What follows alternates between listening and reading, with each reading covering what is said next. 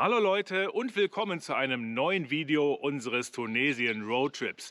In diesem zweiten Teil gibt es weitere Aufnahmen rund um die Phoenix Rallye, jetzt aber von unserem Wüstenstandort aus in Xagelan. Also bleibt dran!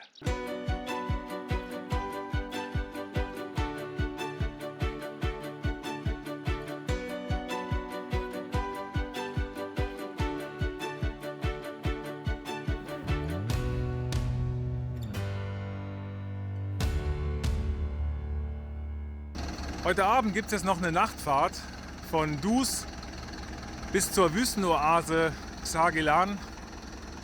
Da wir das Rallye-Hotel hier doch kurzfristiger verlassen müssen, als wir das geplant hatten, fahren jetzt zusammen mit dem Bergeteam von der Phoenix Rallye. Und das gibt jetzt nochmal eine 2-Stunden-Fahrt. Wird spannend. Zuerst noch den Reifendruck prüfen. Dann geht's raus in die Nacht und wir fahren die 160 Kilometer bis zur Oase. Hier sind wir bereits auf der Palmenallee zu unserem Rallye-Hotel. Das ist also unser Rallye-Hotel. Das Hotel Pansi liegt mitten in der Oase und ich mache jetzt mit euch mal einen Rundgang. Hier sind die Fahrzeuge des Bergeteams der Phoenix Rallye. Ihr seht, die können hier zwischen den Palmen problemlos parken. Der gesamte Platz ist sehr weitläufig angelegt, ist also auch für große Fahrzeuge geeignet. Die Fahrzeuge des Bergeteams habt ihr bereits in Aktion gesehen im Video Nummer 2 und 3.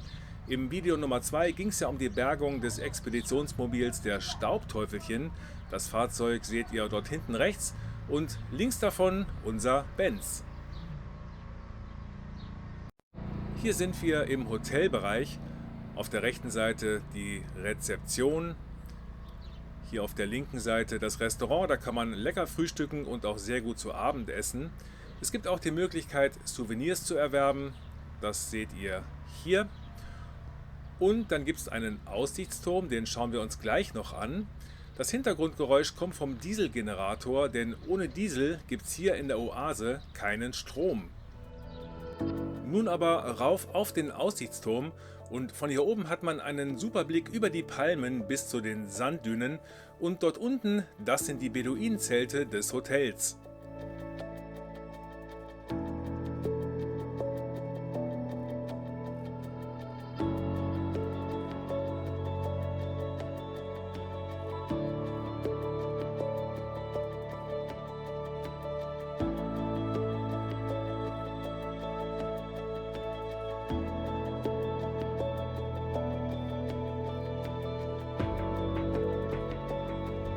Weiter geht's mit dem Rundgang. Diese Beduinenzelte sind natürlich nicht echt, die wurden hier extra für die Touristen gebaut. Die Touristen werden mit Bussen herangekarrt und die bleiben dann in der Regel 1 oder 2 Nächte in der Oase. Ja, und während der Rallyezeit hier um Xagelan wohnen wir auch in einem solchen Zelt. Jetzt gehen wir uns so ein für Touristen gemachtes Beduinenzelt mal von innen anschauen. Das ist hier unser Zelt. Da hat es 2, 4, 5 Betten drin. Ist auch alles schön dekoriert. Unser Hund hat auch ein schönes Plätzchen gefunden. Hier unter dem Sessel. Und dann gibt es hier noch ein kleines Bad mit WC und Dusche. Alles sehr funktional. Aber wir sind ja nicht hier, um Zelte anzuschauen, sondern um die Rallye anzuschauen. Also mieten wir uns in der Oase 2 Quads und fahren raus zum Zieleinlauf der Rallye. Aber wir nehmen nicht den direkten Weg, sondern fahren ein bisschen über sandige Pisten, wollen einfach ein bisschen Spaß haben und genießen diesen riesengroßen Sandkasten.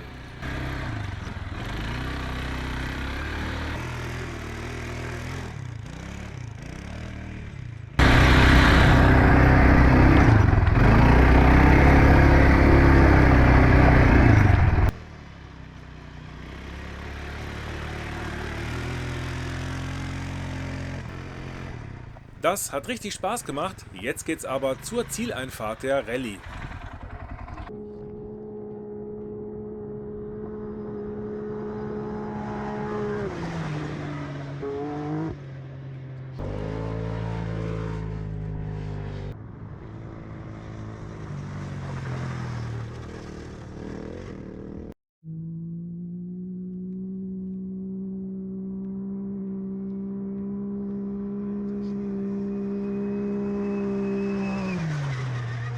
Gleich kommt der erste Racetruck ins Ziel und hört mal auf den Motorsound, gewaltig.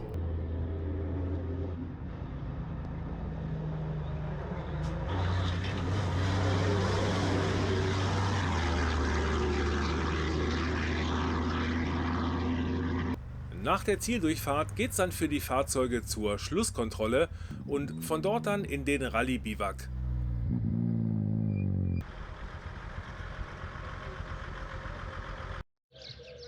Wir sind nun wieder zurück vom Quadfahren, waren ja dort an der Rallye-Strecke schauen und ihr seht, der Platz hier beim Hotel ist leer, die sind alle unterwegs und wir nutzen jetzt hier mal die Möglichkeit, ein bisschen herumzuschauen. Und hier gibt es schon das Hausdromedar. Der wird gehalten wie ein Haustier. Der ist nämlich ganz lieb. Den kann man auch streicheln. Hallo! Hoffentlich ist er das wirklich. Ja, ist er. Guck mal, ganz lieb ist der. So ein schönes Dromedar. Den kann man auch reiten. Jetzt gehen wir mal in den Ort. Hier kommt schon das Rescue-Team zurück. Machen wir einen kleinen Rundgang hier in dem Ort, in der Oase.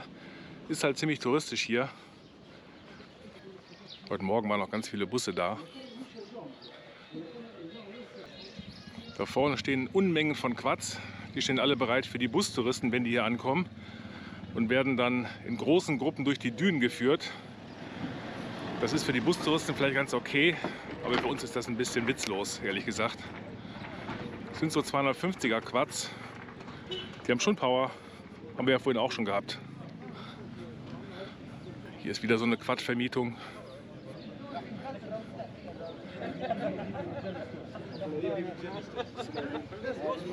Hier gibt es übrigens auch wieder diese Sandrosen.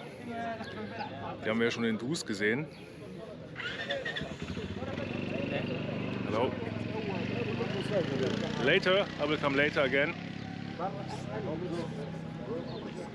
So, hier ist noch richtig was los. Also ist schon wirklich sehr touristisch hier. Man kann hier mit den Pferden reiten. Die sind schon wunderschön geschmückt, muss man schon sagen. Oha, was willst du von mir? Da hinten stehen die Busse. Hier wieder Quads ohne Ende. Jetzt gehen wir mal hier lang. So, hier gibt es nämlich noch eine Besonderheit in der Oase Xagilan. Das ist eine warme Quelle. Die seht ihr hier.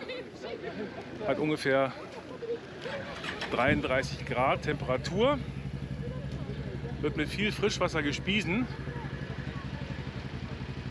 Und da hocken den ganzen Tag Leute drin. Hier wieder ein schönes Café. Jetzt gehe ich einmal hier rum. Das Wasser sieht sauber aus. Schon schön. Können wir vielleicht auch mal testen.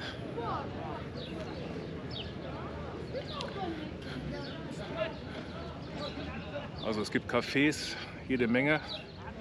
Quad-Vermietungen, jede Menge. Also man sieht schon, die sind auf eine große Anzahl von Touristen ausgelegt.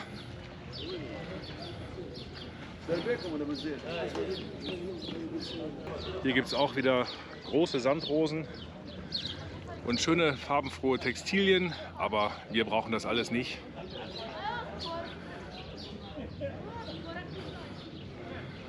Aber es ist trotzdem schön anzuschauen. Gehen wir mal weiter. Hier wieder Quad-Vermietung.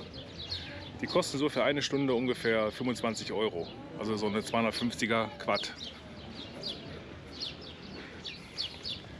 Hier gibt es irgendwas zu essen.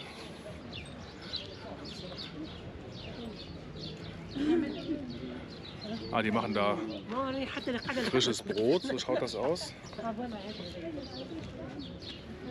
Ja, sieht aus, als wenn da so Sandwiches gemacht werden. Aber wir kriegen ja heute Essen im Hotel. Ja, das hier werden wir uns auf jeden Fall mit nach Hause nehmen. Frische Datteln, sehr, sehr lecker.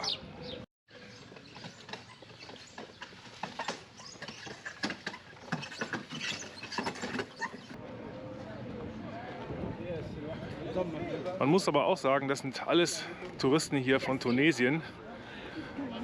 Touristen von Europa, die hier mit dem Bus kommen, habe ich bis jetzt noch nicht gesehen. Und die Tunesier, die zahlen auch nur einen Bruchteil von dem, was wir zahlen, also hier fürs Kamelreiten oder fürs Quadfahren. Deshalb warten die alle händeringend auf Touristen aus Europa. Schaut mal diese riesengroße Kamelherde an.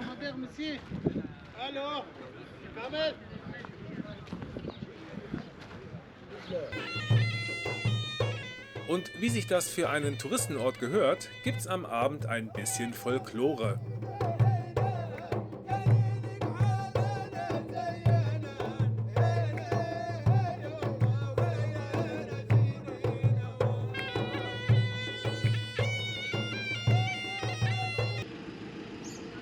Für uns geht's nun wieder zurück nach Dus, denn der letzte Rallye-Tag endet in Dus und dort ist dann auch die Siegerehrung und die wollen wir natürlich auch nicht verpassen. Im Video Nummer 7 werde ich übrigens nochmal hier in der Wüstenoase Xargelan sein und dann gibt's noch ein paar mehr Bilder über diesen schönen Ort.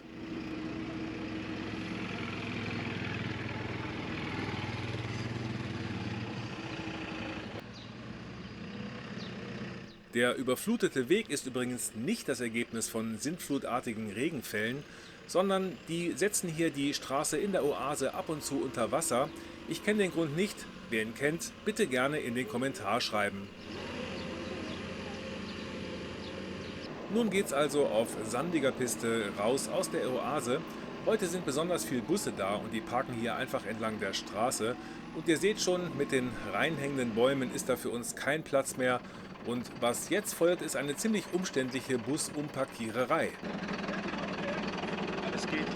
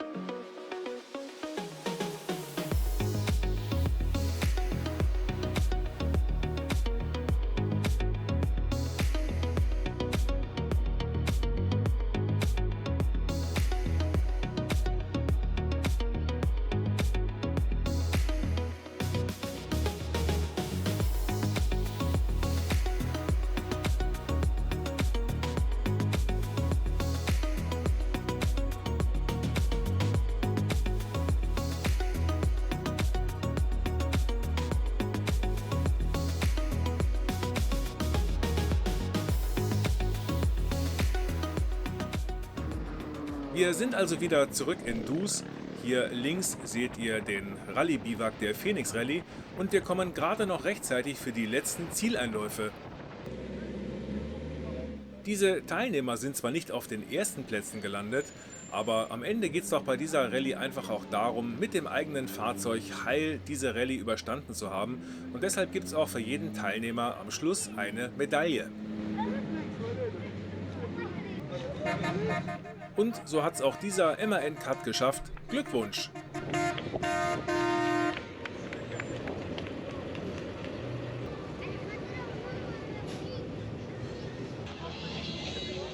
Ihr seht es hier, nicht jedes Fahrzeug hat das Glück, diesen harten Rallye-Parcours unbeschadet zu überstehen.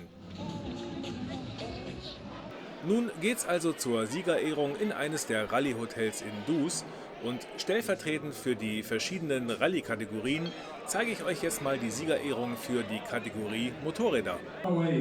Matthew Girls, South Africa, get in!